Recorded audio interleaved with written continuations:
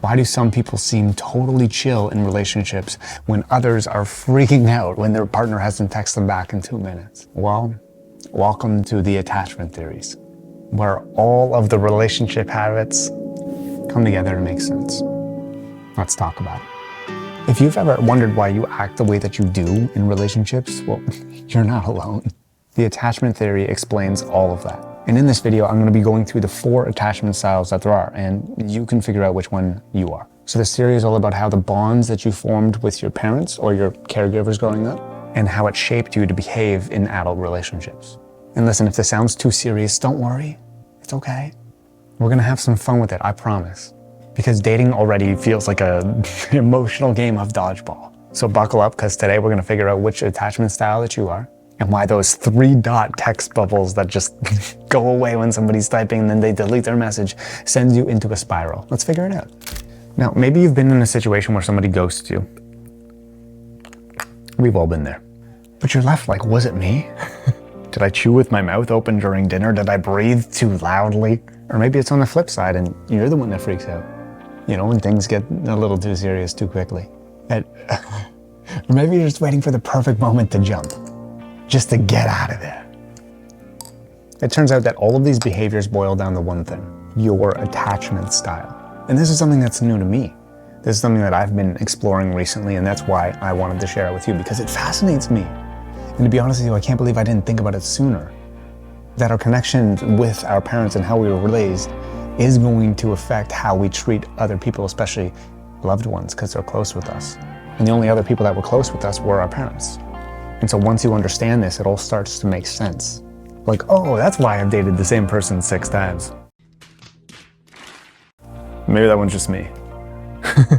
Okay, so I want to break this down. There are 4 main attachment styles: secure, anxious, avoidant, and disorganized, which is also known as fearful avoidant. And trust me, once you know yours, it's like unlocking this cheat code, not only to dating, but to understanding yourself. So here's the breakdown of each one. And let me know in the comments below which one you are. 1, secure attachment. Okay, so if you're in this category, congrats. You're like the unicorn of dating. People with a secure attachment are comfortable with intimacy. They communicate well and they're not afraid of commitment. They're like, oh, you didn't text me back for 5 hours? No worries. Secure attachers trust the relationship. Seriously though, if you're secure, we love you. But maybe you need to share some of that energy with the rest of us, all right? We're struggling. 2, anxious attachment. Don't worry, I got room on this couch for you. Come sit with me, because I'm right here with you. If you've ever double sent a text and then triple checked to see if it delivered, you already know that you're right where you belong. People with this style crave closeness, but also constantly worry that they're going to be abandoned. It's like walking around with a flashing neon sign that says, love me, but do not leave me. The struggle is real, but hey, they always say that recognizing it is half the battle. 3, avoidant attachment. These are the folks that are all about, I don't do emotions. If you're avoidant, you probably prefer your own space. And the minute that somebody tries to get close to you, well, you're already planning your escape route. It's not that you don't care, it's that intimacy kind of feels like a trap to you. Like, I love you, but please don't sit too close to me on this couch. Sit next to me. No. Okay, I kind of relate to that. I don't like being touched. Like if another leg rests up on me, I'm like, I gotta move. Maybe that's me. And the last one, number 4, disorganized attachment or fearful avoidant. Now for all the disorganized attachment, this is like what I like to call, I love you, but I'm scared of you. People with disorganized attachment crave being close, but they're also terrified of it. It's like getting caught between wanting intimacy, but also pushing it away at the same time. And it's because you don't trust it. One minute you're all in, and then the next you're ghosting because you're freaking out. It's a confusing ride, but once you understand this, it explains a lot. And those are all 4. So let's reflect a little bit. Before you panic, know this: no matter what attachment style you are, you're not stuck there forever. It's not like you're getting stamped anxious for life. You can work on these things and become more secure over time. It's okay. So what do you do if you're not in a secure attachment club just yet? Here's some tips. 1, self-awareness is key. The fact that you're watching this video means that you're already on the right path. Knowing your attachment style is step 1. 2, Communicate. If you're avoidant, let your partner in a little bit more. Just take these small steps. 3, therapy helps. Yeah, I said it. Therapy is great for working on things like this. It's great to unravel, and maybe it's not something that you're gonna fix, but it's maybe something that is gonna help you understand where you are. 4, practice self-soothing. Learn how to find your zen and your calm place when those anxious and avoidant attachment feelings kick in. And for me personally, it's not always about finding a coping skill, but sometimes it's about making sure that I'm doing things ahead of time to give myself the best chance.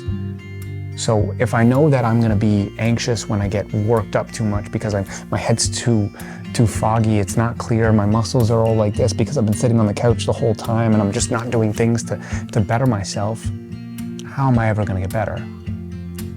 No matter what coping mechanism I have, it's not gonna make the situation any better. It's gonna just make it okay. So kind of focus on things to help yourself before things happen. But now we gotta talk about the tough part. We're gonna need some more coffee for this one. And we're gonna need some lights. Wrong ones. Better. Better. The tough part is that no matter how many good morning texts you send, how many memes you share, how often you sit close to somebody on a couch, you can't change someone else's attachment style. Trust me, I've tried. And I've also tried to get somebody to change mine. It doesn't really work out. I don't know why I said really, it doesn't work out. Whether you're secure, anxious, avoidant, or disorganized, there's always room for growth. I know I said this once, but you are not stuck where you are. So here's the takeaway. The attachment theory doesn't just help yourself, but it helps your relationships, your partners, and helps you understand why things play out the way that they do. And if you're anything like me, when it comes to anxiety, the best thing that helps me is understanding why. We can sit here all we want and curse to the gods of, this should have worked out. Or we can sit here and try to understand, try to ask ourselves why. There's always room for growth. You're not stuck here. You're not. The next time you're freaking out over a text bubble or feeling smothered because somebody wants to hang out with you 2 times in a week, take a step back. Think about your attachment style. Think about how it's affecting your reactions. Because the goal isn't just to find love. Anybody can do that. The goal is to find a healthy, secure love. So stay you, stay beautiful, and I'll see you in the next video.